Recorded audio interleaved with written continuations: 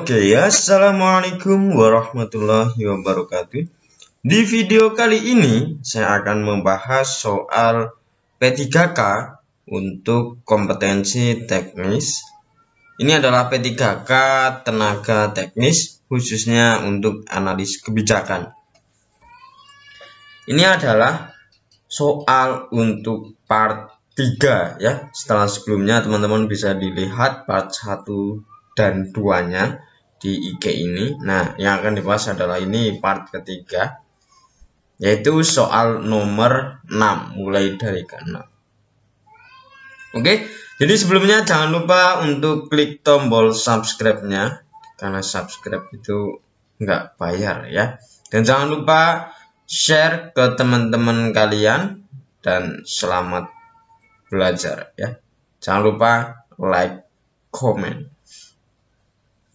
Oke, langsung saja ke soalnya. Yang pertama adalah pengertian yang terkandung dalam pernyataan Dix bahwa aparatur negara dalam fungsi politik dan administratif bermakna bahwa tugas dan fungsi administrator publik adalah A. Menjadi negarawan yang sesungguhnya dan tidak terlibat politik negara, B. Melaksanakan kebijakan publik sekaligus mencari sumber-sumber dan nilai-nilai sosial yang diterjemahkannya dalam rumusan kebijakan publik. C. Mengawasi nilai-nilai dalam proses politik. D. Semata-mata melaksanakan kebijakan publik. Oke, kita bahas mulai dari yang A. Yang A itu adalah salah. Karena A adalah tugas eksekutif dalam pemisahan kekuasaan yang dituntut trias politika tetapi sekarang sulit dilakukan. Dan hal ini bukan yang dimaksud oleh Riggs ya. B itu adalah benar karena B adalah pengertian yang terkandung dalam pernyataan Riggs bahwa aparatur negara dalam fungsi politik dan administratif. Jadi yang B itu betul. Lanjut yang C. Ini adalah salah karena C adalah tugas lembaga legislatif. Yang D itu juga salah karena D adalah tugas eksekutif dalam pemisahan kekuasaan yang dituntut trias politika tetapi sekarang sulit dilakukan dan hal ini bukan yang dimaksud oleh Riggs. Lanjut soal yang ke-7. Hubungan yang menjelaskan relasi antara administrasi negara dan administrasi pembangunan adalah administrasi pembangunan merupakan A. Orientasi pada masa kini, sedangkan administrasi negara berorientasi pada masa yang akan datang.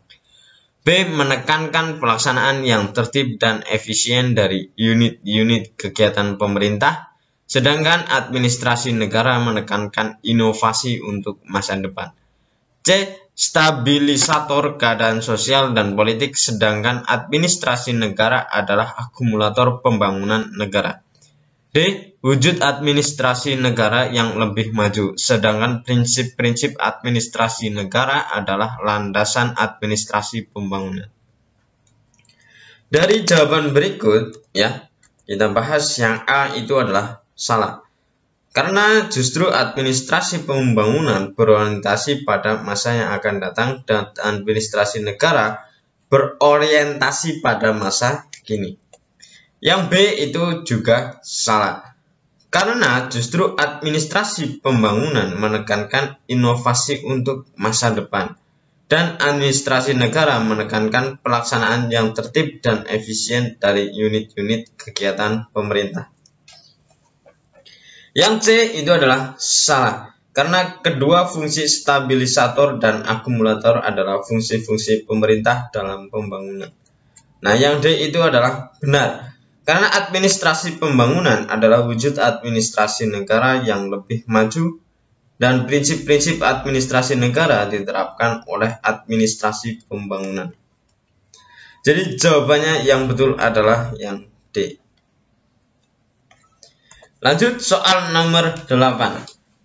Tugas dan kewajiban pembuatan Oke, tugas dan kewajiban pembuat kebijakan saat menghadapi masalah pertentangan antar nilai masyarakat dalam proses perumusan kebijakan adalah A. Mengartikulasikan nilai yang bertentangan agar dapat dimanfaatkan untuk mengatasi masalah yang terjadi.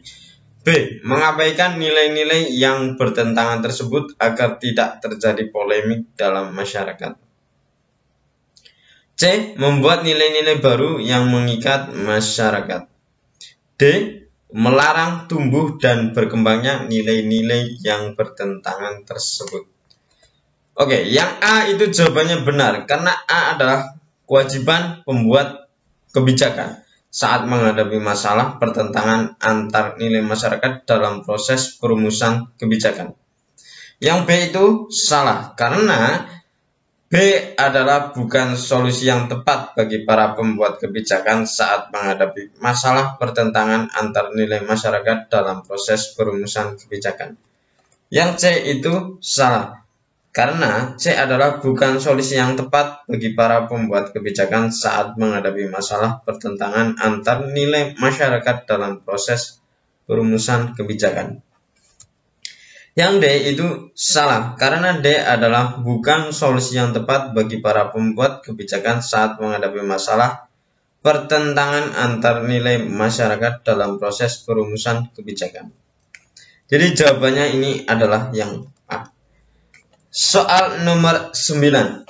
Dalam model arena perumusan kebijakan publik di era good governance, antar aktor politik melakukan tawar-menawar dan negosiasi.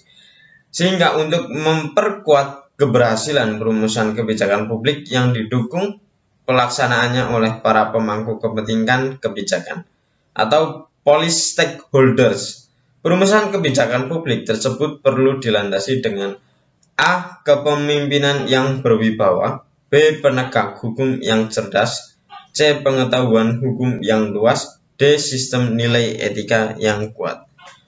Jawaban yang A itu bukan ya. Kenapa? Karena A, faktor kepemimpinan yang berwibawa belum kuat untuk menjadi landasan keberhasilan pelaksanaan kebijakan publik yang didukung para pemangku kepentingan. Yang B itu bukan atau salah ya. Karena faktor penegak hukum yang cerdas belum kuat untuk menjadi landasan keberhasilan pelaksanaan kebijakan publik yang didukung para pemangku kepentingan. Yang C itu juga bukan, karena faktor pengetahuan hukum yang luas masih bersifat abstrak dan belum kuat untuk menjadi landasan keberhasilan pelaksanaan kebijakan publik yang didukung para pemangku kepentingan.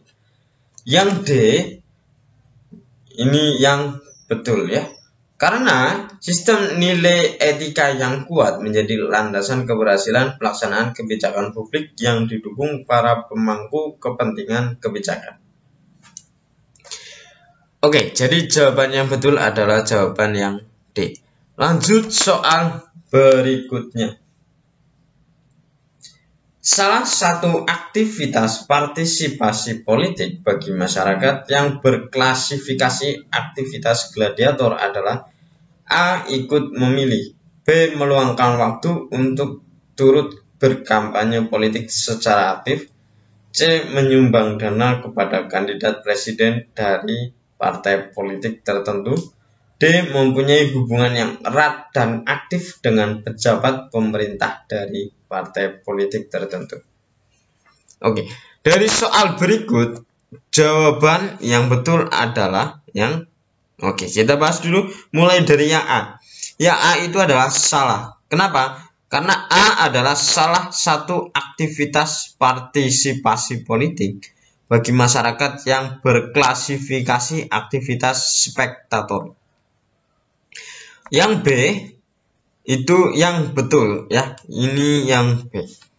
Karena B adalah salah satu aktivitas partisipasi politik bagi masyarakat yang berklasifikasi aktivitas gladiator.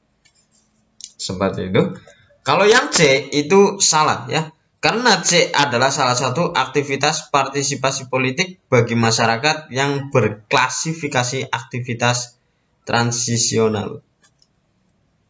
Yang D ini juga bukan atau salah, karena D adalah salah satu aktivitas partisipasi politik bagi masyarakat yang berklasifikasi aktivitas transisional.